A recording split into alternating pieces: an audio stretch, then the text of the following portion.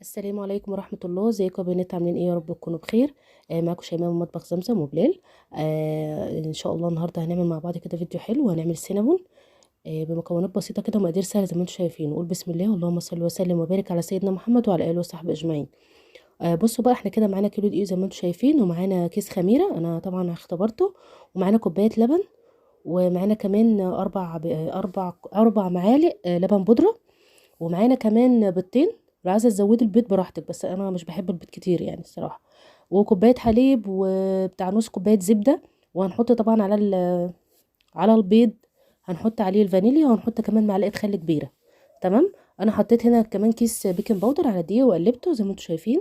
تمام. هنحط بقى كل المواد على بعضها، طبعا انا مرضيش اطول عليكم، عجنتهم زي ما انتم شايفين، وهسيبها بقى تختمر كده. وهنا كانت ما شاء الله اختمرت خلاص. طبعا انتوا عارفين يعني السينابون مكوناته سهله، ما فيهوش حاجه تاني غير اللي هو مثلا الحشوه. لو انت عايزه تعمليه بالقرفه براحتك، هو اساسي قرفه، بس في ناس مش بتحب القرفه، ممكن تحطي فيه اللي هو النسكويك. تمام، بيبقى طعمه جميل جدا. المهم انا حطيت العجينه هنا وقسمتها زي ما انتم شايفين. بس انتوا لو مكاني ده كيلو دقيق هيعملوا يعني قسموا بقى العجينه دي على 3. تمام. انا بس المفروض كنت اقسمها على 3 عشان المكان عندي ضيق، يعني لو كنت فردت العجينه دي اكتر من كده كانت هتطلعني عدد اكتر. يعني الكيلو ده ما شاء الله عامل لي صينيه، كل صينيه فيها عمل لي متهيألي 10 قطع، يا 10 يا 12 قطعه. تمام. يا 10 12 قطعه. انتوا لو كنتوا قسمتوا العجينه دي اللي انا بفردها، يعني الكيلو تقسموه على 3. تمام. يا اما دي القطعه مثلا تفردوها، لو الرخامه عندكم كبيره تفردوها ما شاء الله كده هتطرح معاكم اكتر. انا مش عاملاها حجم كبير قوي، عشان الولاد عندي زي ما انتوا عارفين صغيرين، فايه يا بحب اعملها صغننه على قدهم يعني ياكلوها. عامله صينيه فيها يعني قطع صغيره، عامله الصينيه التانية كانت كبيره، اللي هطلعها معاكم دي كانت كبيره. الصغيره التانية بقى كنت عاملاها صغيرين شويه. تمام. زي ما انتم شايفين هنا العجينه كانت ما شاء الله جميله، اللهم بارك، طريه جدا ومقاديرها مظبوطه والله العظيم. كانت طريه جدا معاكم زي ما انتم شايفين. فردتها وبس. وحطيت طبعا هنا سكر على قرفه على كاكاو. تمام. لو انتوا مش بتحبي القرفه بتحطي كاكاو بس هي طبعا السينابون قرفه، يعني لازم بتحطي فيه قرفه، بطعمه جميل جدا، بيديها طعم حلو جدا ونكهه وريحته بتبقى جميله جدا. المهم زي ما انتم شايفين لفيتها كده رول، وتقطعيها بقى كده 4 قراريط على قد صوابعك، تظبطيها يعني زي ما انت عايزه. بس. وهتجيبي صينيه وتحطيها فيها ترصيهم، وهتسيبها المفروض تسيبهم يخمروا، يعني سيبيها تخمر شويه. انا ما سبتهاش تخمر الصراحه، بس ما شاء الله طلعت حلوه، هوريها لكم. بتسيبيها شويه تخمر يعني تترفع، بعدين بتحطيها، بصي بقى بتحطيها وتدوسيها لتحت كده شويه، تضغطي عليها شويه لتحت كده. والحرف اللي بقى الحرف ده اللي في الجنب اللي هو محطوط ده بتمسكيه وتلفيه من تحت كده زي ما اوريكم. بتحطيه من تحت عشان ما يفكش معاكي. تمام. بس هسيبها بقى المفروض تخمر، يعني تسيبيها شويه لو انت مش مستعجله، انا بس عشان التصوير دخلتها على طول. تمام. دي كانت الصينيه. القطعه التانية بقى برضو فردتها نفس الموضوع، وحطيتها بقى ايه، وبرضو رصيتها في الصواني التانية. كنت مشغله الفرن ومسخناها على 180. تمام. هتدخليها بقى في الفرن وتتابعيها 10 دقايق بالظبط، وتحطي عليها، تحطي عليها ايه، كريمه الخفق. كريمه الخفق اللي هي بتاعه الحلويات. تمام. هتحطيها عليها، بعد كده ترجعي تدخليها تاني وتتابعيها برضو، لان هو ما بياخدش وقت. بس كده، وتاكلوا بقى بالهنا والشفا. زي ما انتم شايفين القطعه التانية برضو رشيتها اهو كده كويس.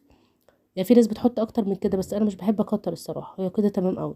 بس. برضو هنلفها كده رول، وهتقفلي برضو الجناب دي كده كويس من الاخر، وهتخليها من تحت كده، وتبداي تقطعي. مفيش اسهل من كده الصراحه يا بنات، يعني هو يعني طبعا مش مكلف خالص زي بره، وحاجه جميله، وانا عندي الولاد ما شاء الله بيحبوه.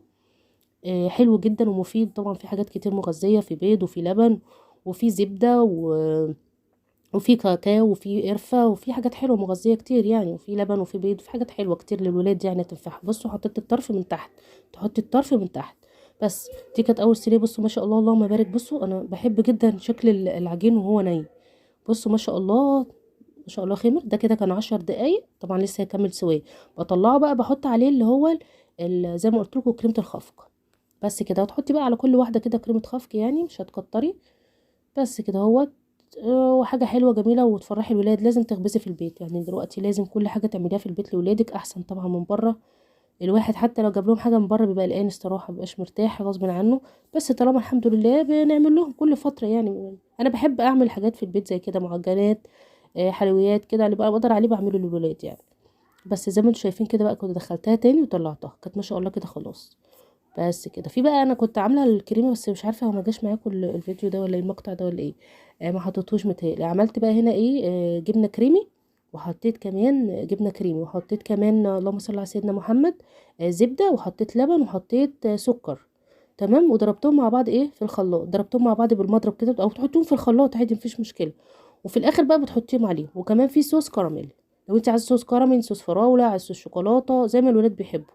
انا حابه صوص الكراميل قوي. وكمان الصوص ده حلو بقول لكم بالجبنه الكريمي، جبنه كريمي او جبنه كيري اي حاجه. انا جبت صراحه جبنه كريمي عاديه، وحطيت عليها زبده، معلقتين زبده. وحطيت مثلا تجيبي مثلا معلقتين زبده على حسب الكميه اللي انت عايزاها، معلقتين جبنه ومعلقتين زبده. وهتحطي كوبايه حليب، وهتحطي حاطه كمان كريم شانتيه، كيس كريم شانتيه كمان، ولبن، وكوبايه سكر او نص كوبايه سكر لو انت بتحبيش السكر كتير. وهتضربيهم مع بعض في المضرب او في الخلاط لو ما عندكش مضرب. وهتحطي بقى عليهم كده في الاخر، ما رضيتش احط على الصينيه كلها عشان اللي عايز يعني بصوص الكراميل، عايز يحط الصوص الابيض ده براحته. المهم حطيت انا وكنت عمال اكل بقى، وكان عاجبني جدا، وطلع من الفرن كان سخن جميل جدا. بس دي كانت طريقه السينابون. هنا بقى انا كنت جايبه يعني المشتريات دي كنت جايباها الصراحه من بدري، ونسيت خالص اصورها معاكم. بس حبيت اقول لكم ان الجروب ده ممتاز جدا. تمام، كان جروب اسمه صحتك تهمنا. تمام. جبت بقى من عندهم البلح الجميل ده جدا، ما شاء الله اللهم بارك، حلو جدا جدا. انا البلح بحبه جدا، ما بحبوش يتقطع من البيت الصراحه. سنه عن الرسول عليه الصلاه والسلام. ويعني هو طبعا الرسول قال عليه الصلاه والسلام: بيت بلا تمر جياع اهله. فانتوا دايما يعني عودوا ولادكم عليه يعني. ما بيحبوش دخلوهم في المعجنات.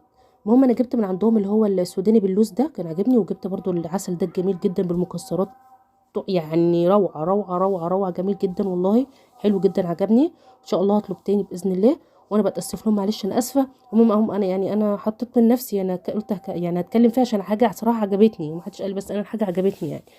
بس اتاخرت الصراحه. وده دبس التمر ده ممتاز برضو، ده تدولي الاولاد بقى معلقه كده، جميله جدا بتغنيك حتى لو هم مش هياكلوا البلح، هياخدوا دبس التمر ده، جميل جدا ممتاز جدا للانيميا. بس وده كانت المنتجات وهتكلموا بنوته حلوه كده اسمها الاء، ذوق جدا ومحترمه جدا. وبشكر استاذه جهاد على الحاجات اللي بعتها لنا دي، اذكار وكلمتين حلوين منها كده، ربنا يبارك لها. وده كان الفيديو بتاعي، وشكرا جدا لكم، السلام عليكم.